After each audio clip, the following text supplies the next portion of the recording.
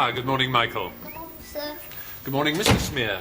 Yes, well, we'll dispense with the good mornings if you don't mind. I haven't got time for good mornings. As you wish. Now, you wanted to discuss something with me. I think you know why I'm here. I don't think I do. Tell him. Tell me what? Tell him what you told your mother last night. Come on. Sexual intercourse Can often bring up pregnancy in the adult female. can often bring about pregnancy in the adult female, yes. Yes? You heard that, did you? Yes? Yes, well, I'd like an explanation if it's not too much trouble. An explanation of what? An explanation of how my son came to be using language like that in front of his mother. Well, I assume it's something that Michael's been learning in his biology classes, is that right? Yes, sir. Yes, with Mr. Hent. Glad to see some of it's sinking in. Well, this is a turn-up and no mistake. What is? I didn't imagine you'd be quite so barefaced about it. About what? I came here today to make a complaint about my son being exposed to gutter language in the playground. I am frankly staggered to find that this is something he's actually been taught in a classroom. I mean, what is going on here? Well, we're trying to teach your son. Are you indeed? Trying to teach him what? How to embarrass his parents? How to smack himself with heroin? What? Mr. Smear, I can assure you we have no... Call yourself a school? Well, I don't actually call myself a school. Don't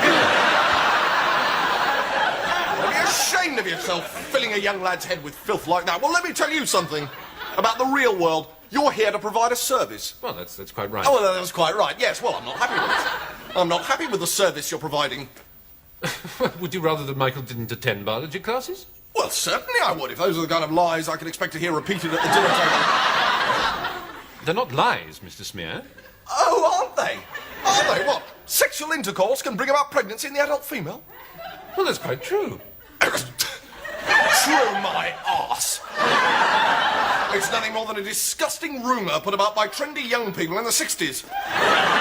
Trendy young people in their 60s? In the 60s. That's when it all started, people like you. I can assure you, Mr. Smear, that sexual reproduction has been part of the biology syllabus for many years. I don't care about your blasted syllabus. What good is a blasted syllabus out there? Where? Out there. The Arkwright Road? Arkwright jungle, I call it. Well, what would you rather we taught your son? I would rather you taught him values, Mr. Casalingua. Values. Respect, decency, standards. That's what you're here for. You're not here to poison my son with a lot of randy sex talk. Michael definitely is your son, is he? Well, certainly he's my son. Well, then it's safe to assume that at some stage you and Mrs. Smear must have had sexual intercourse. Right, that's it. I've had enough of this. I'm going to knock some sense into you myself.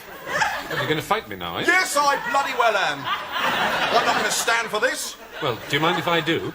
Talking like that in front of the boy, you're a bloody disgrace. Mr. Smear, how can Michael be your son if you and Mrs. Smear have not had sexual intercourse? Michael is my son. Yes? In the normal way. And what, in your opinion, is the normal way to have a son? If you're trying to trick me into sexy talk, isn't it?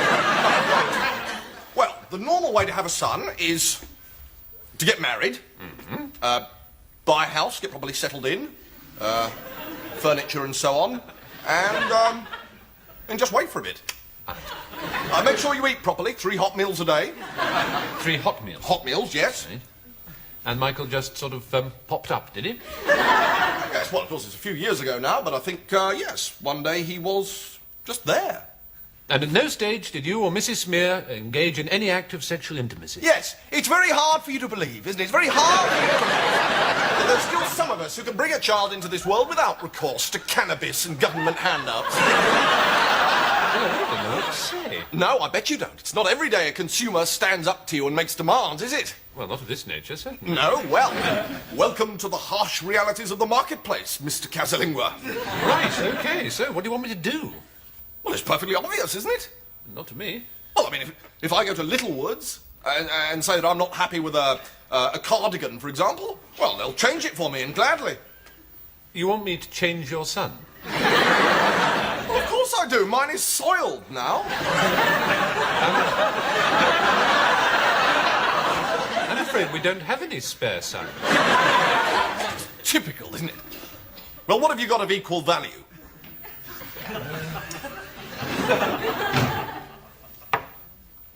Oh, we have got some locusts in the biology lab. Locusts? Do I have your assurance that these locusts will not embarrass Mrs. Smear at table with foul language? I think I can go that far. How many of them are there? Well, there are 2 at the moment. What do you mean at the moment? They're married, you see, and they've bought their own cage and some furniture and have settled down and are having 3 meals a day. Hot meals? Warmish.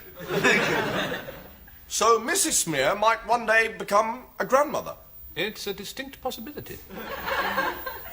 She'd like that.